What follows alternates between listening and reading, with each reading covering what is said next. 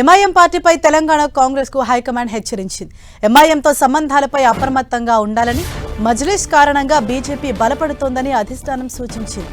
దేశంలో ఎక్కడ ఎన్నికలు జరిగినా ఎంఐఎం పోటీ చేస్తోందన్న కాంగ్రెస్ ఓట్లు చీలిపోవడం ద్వారా పార్టీకి నష్టం జరుగుతుందని హైకమాండ్ తెలిపింది. బీజేపీకి లబ్ధి కలిగించేందుకే దేశవ్యాప్తంగా ఎంఐఎం పోటీ చేస్తోందని తెలంగాణ నేతలకు తెలిపింది.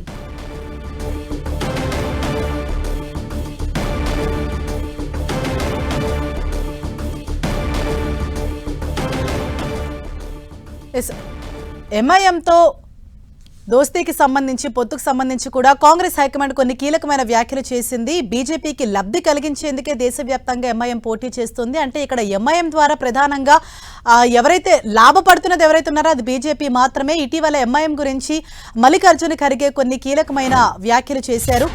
బీజేపీకి లబ్ధి చేకూర్చేందుకే ఎంఐఎం అన్నది పనిచేస్తోంది. ఇవాల్టి తెలంగాణ కాంగ్రెస్ భేటీలో మరోసారి ఎంఐఎం గురించి ప్రస్తావించారు ఖర్గే. ఎంఐఎం పార్టీపై తెలంగాణ కాంగ్రెస్ కు హైకమాండ్ హెచ్చరికలు జారీ చేసింది. మరింత సమాచారంతో మా ప్రతినిధి గోపి మనకు అందుబాటులో ఉన్నారు. గోపి,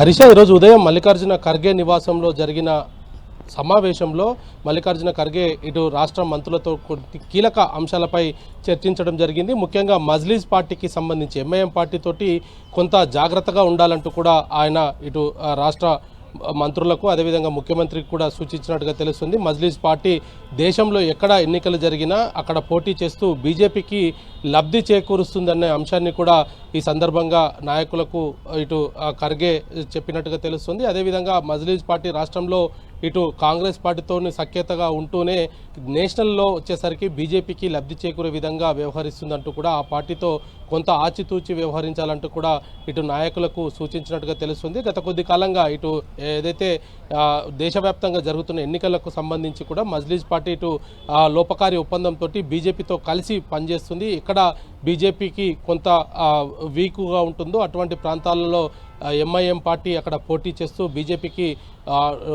బీజేపీ గెలుపులో కీలకంగా వ్యవహరిస్తుందంటూ కూడా ఈ సందర్భంగా చెప్పడం జరిగింది. గతంలో ఎంపీలకు సంబంధించి కాంగ్రెస్ ఎంపీలతో మాట్లాడిన సందర్భంగా కూడా మల్లికార్జున ఖర్గే ఇదే అంశాన్ని కూడా వాళ్లకు చెప్పినట్టుగా తెలుస్తుంది. అదేవిధంగా ఈరోజు రాష్ట్ర నాయకత్వం అంతా కూడా ఈరోజు మల్లికార్జున ఖర్గే నివాసంలో జరిగిన సమావేశంలో పాల్గొన్న సమయంలోనే ఇటు రాష్ట్రంలో రాజకీయ పరిస్థితులు, రాష్ట్రంలో ఇతర పార్టీల బలాలు, అదేవిధంగా ఇటు బీజేపీ బీఆర్ఎస్ పార్టీకి సంబంధించిన అంశాలు, స్థానిక సంస్థ ఎన్నికల్లో కావచ్చు, ఇతర ఇటు మున్సిపాలిటీ ఎన్నికల్లో కూడా ఇటు బీజేపీ బీఆర్ఎస్ల అంశం వచ్చిన సందర్భంలోనే ఈ ఎంఐఎం పార్టీకి సంబంధించిన అంశాన్ని కూడా మల్లికార్జున ఖర్గే నాయకుల వద్ద ప్రస్తావించడం జరిగింది. మరి ఎంఐఎం పార్టీతో రాష్ట్ర నాయకత్వం కొంత ఆచిచూచి వ్యవహరించాలంటూ కూడా అధినాయకత్వం మరి రాష్ట్ర నాయకత్వానికి సూచించిన నేపథ్యంలో మరి ఇటు ప్రస్తుతం రాష్ట్ర ప్రభుత్వం దీన్ని ఏ విధంగా చూడబోతుంది, మంత్రులు, ముఖ్యమంత్రి మరి ఎంఐఎం పార్టీతో ఏ విధంగా రానున్న రోజుల్లో వ్యవహరించబోతున్నారనేది కూడా ప్రస్తుతం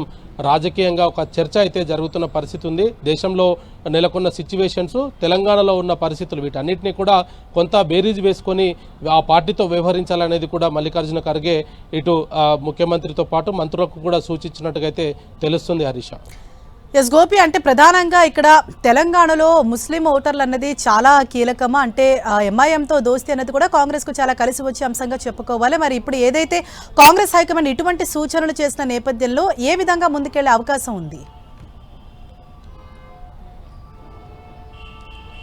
ఖచ్చితంగా మీరు అన్నట్టు గతంలో కూడా ముస్లిం పార్టీ, కాంగ్రెస్ పార్టీ అనేది కూడా దేశవ్యాప్తంగా కాంగ్రెస్ పార్టీ కొంత ప్రచారం చేసుకుంటూ వచ్చేది. అయితే ఎంఐఎం పార్టీ కూడా పూర్తిగా ముస్లింలకు ఫేవర్గా ఉన్న పార్టీ, ముస్లింల కోసమే ఆ పార్టీ స్థాపించడం జరిగింది. కాబట్టి ముస్లింల పార్టీతోటి కొంత కాంగ్రెస్ పార్టీ గతంలో కూడా కలిసి వెళ్ళిన పరిస్థితి అయితే ఉన్నది. సో ఇప్పుడు ఇటువంటి సిచ్యువేషన్స్లో మరి దేశంలో బీజేపీకి అనుకూలంగా ఉన్న ఎంఐఎం తోటి కొంత ఆచితూచి వ్యవహరించాలంటూ కూడా మరి అధినాయకత్వం సూచించిన నేపథ్యంలో మరి రానున్న రోజుల్లో కాంగ్రెస్ దీన్ని ఏ విధంగా చూస్తుంది, ఇటు ముఖ్యమంత్రి కావచ్చు, మంత్రులు మరి ఎంఐఎం పార్టీతో ఏ విధంగా వ్యవహరిస్తారనేది కూడా ప్రస్తుతం రాజకీయంగా ఒక చర్చ అయితే జరుగుతుంది. హరీష.